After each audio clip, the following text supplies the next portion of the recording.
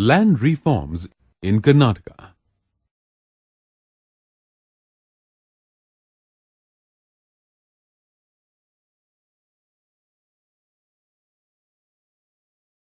In earlier days in India, land was not distributed equally to all communities.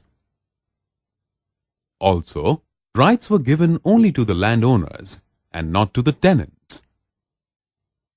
This resulted in concentration of wealth and unequal distribution of wealth. There was a need for land reforms. Land reforms refer to the measures implemented by the government in order to resolve the problems related to landholdings. In this module, you will learn about the features and consequences of a number of land reforms, namely, abolition of the Zamindari system, reforms in the tenancy system, maximum limit on landholdings, creation of economic landholdings, and development of cooperative farming. The main objective for the abolition of the Zamindari system was to restrict the hold of the feudal class on land.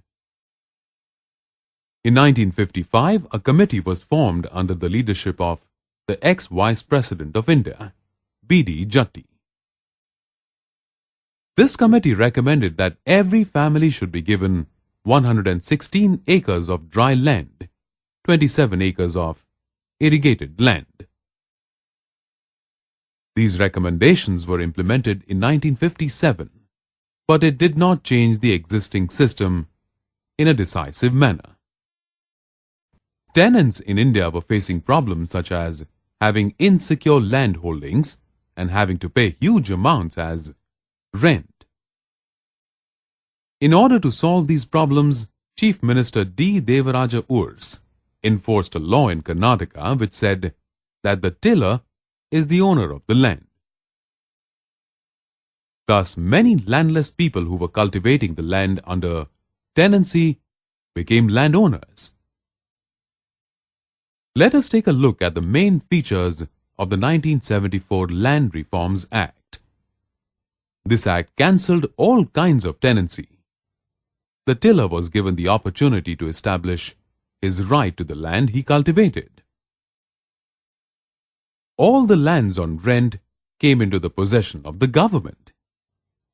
Those who wanted to establish their rights to the land and those who wanted compensation had to apply to tribunals. The decision of the tribunal was final. Its judgment could be questioned only in the High Court.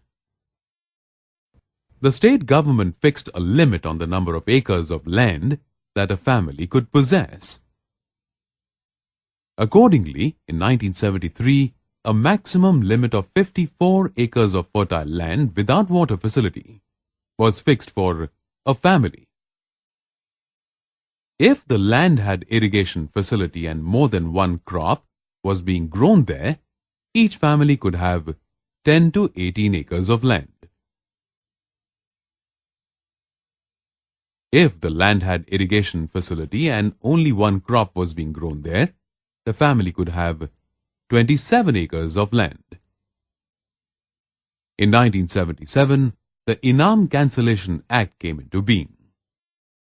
Economic holdings are the land holdings which enable the cultivator to earn sufficient income for a comfortable life for his family after accounting for all expenses.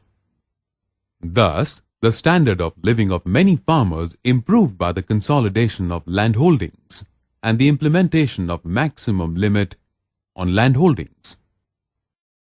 Cooperative farming is a system wherein farmers voluntarily form cooperative associations by giving up their land for collective supervision and cultivate their lands together.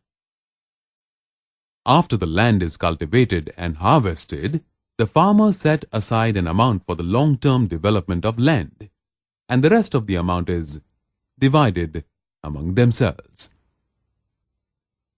Thus, through these land reforms, the landless obtained the rights to land ownership, the tillers' rights were protected, and the farmers could obtain profits through cooperative farming.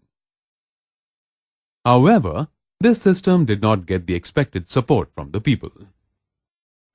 Let us now recap all the important points that we have covered in this module on land reforms in Karnataka.